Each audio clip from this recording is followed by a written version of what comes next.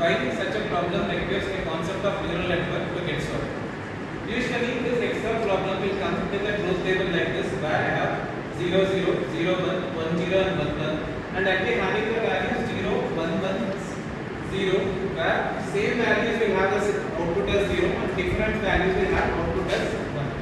And for this, let us actually identify the reason why a neural network is required to solve this particular problem.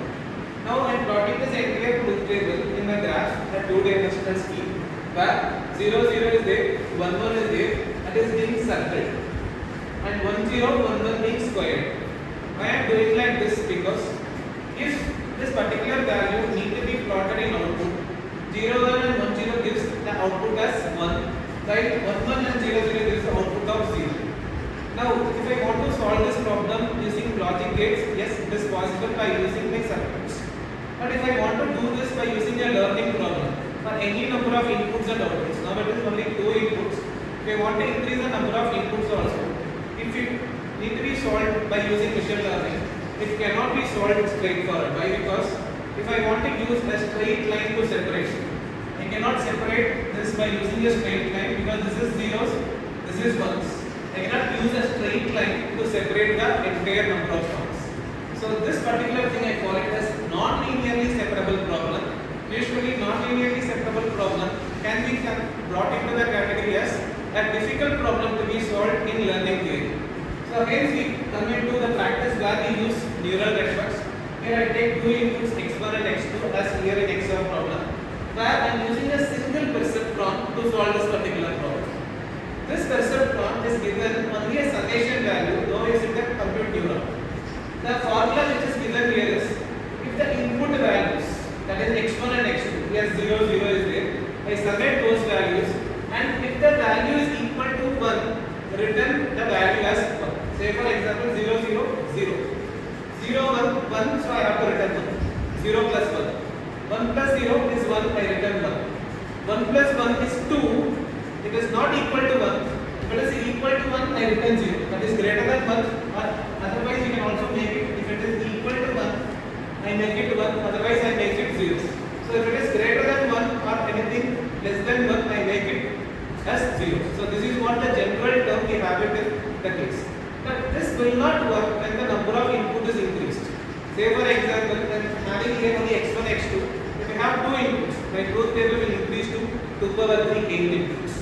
In that case, this theory will not work, the total value equal to 1. So in order to give a permanent solution where a single perceptron is not helping me, so I am going for a neural network where I am using 2 neurons in a single layer. So H1 and H2 is being used.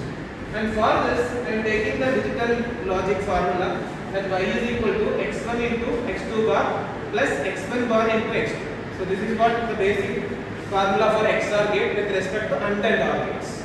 So this I am categorizing as H1 and H2. In deep learning theory, I name x1 x2 bar as H1 and x1 bar x2 as H2. So I have two intermediate values. Now the thing is, my deep learning will do summation and then do activation. But the problem here is, while taking the summation values, one input should be complemented. For H2, x1 need to be complemented. So that need to be taken place where I can bring some activation. Now this is the truth table for H1 alone, where 0 0 will give me 0. That is x1 into x2 bar. x2 bar is 0 complement 1. So 0 into 1 0. Next 0 into 1 complement 0. So 0 into 0 0. 1 into 0 complement will give me 1. So 1 into 1 1. 1 into 1 0 complement, so 0. So only one value is fire. I am using that term fire because I am going to use Hebbian rule to solve. So only one neuron is fired. For making this particular neuron to fire, the value should be 1 0. So now the weights which are supporting this particular H1 are W11 and W21. So these weights should be trained to find the value for H1, where H1 should fire only when input is 1 and 0. So let me actually assume the weights. I can assume any weights, either 0, 1 or minus 1 according to Hebb rule. So according to Hebb rule, and 0 means neutral, 1 is firing in positive direction, minus 1 firing in the negative direction. So I am taking 1 as both W11 and W21. So giving the input 0, 0 to the weights So here 0 into W11 value is 1. So 0 into 1 plus this is again 0. So 0 into 1. So 0 into 1 plus 0 into 1 0. Next 0 comma 1. 0 into 1 plus 1 into 1 is giving me 1. Next 1 into 1 plus 0 into 1 giving me 1. 1 into 1 plus 1 into 1 is giving me 2. Now compare the results. Actual result should be only one item should be fired, or according to the formula, if the value is equal to 1, return 1. But 2 times 1 is coming, so both times 1 will be returned. So the answer will be 0, 1, 1, 0. Because the formula here part perceptron says is that total value of the inputs is 1, you return 1. Here 2 times 1 came, so both of them will be returned as 1. While others will be returned as 0. So this value of the weights is wrong.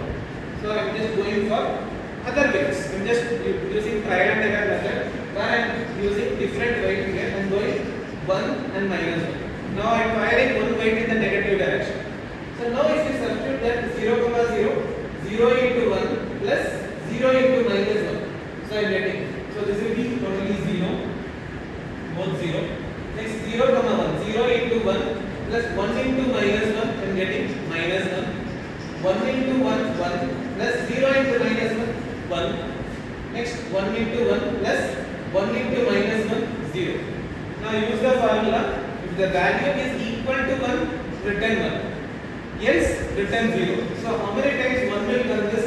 Only one time 1 will come when the input is 1, 0. I am repeating. Only one time 1 will come when the input is 1, 0. And in all other times, if the value is not equal to 1, the answer will be 0. So if the weight is 1 and the minus 1, it is giving H1 results correct.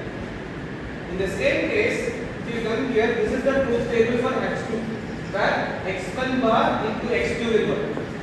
So 1, 0, 1, 1 is 1, 0, 0 is 0, 0, 1 is 0. I am just complementing x1 so that the final result will be reflected as H2. Now since it is exactly similar as H1, with only one change, that instead of 1, 0 giving 1, 0, 1 is giving 1. So that is the complement. So I change the weight values as here. W11 and 21 is represented as H1. Here, what are the values contributing to H2 was W12, W22. So just the same change. So I will be changing as W12 and W22. So W12 and W22 values are there. Here 1 and minus 1 is used, that minus 1 and 1 is used. Now see here 0, 0 is given here, 0 into minus 1 plus 0 into 1, 0. 0 into minus 1 plus 1 into 1, 1.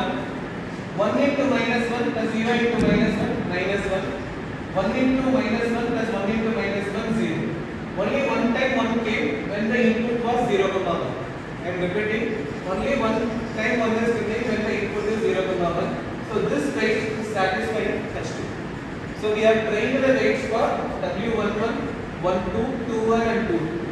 But the final is Y1, where I am getting two outputs V1 and V2. So for with respect to V1 and V2, the inputs are H1, H2 and Y. We know H1, H2. So that truth table I am writing. Here I am assuming V1 and V2 value is equal to 1. In the straightforward way, if I substitute the values of H1 and H2 here, the final result is exactly same, 0, 1, 1, 0.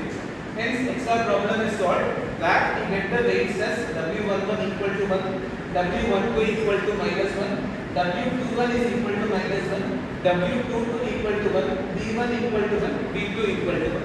Hence, we say this particular perceptron network, that it has two hidden neurons, one output neuron, two input neurons, can solve XOR problem with this weight allocation.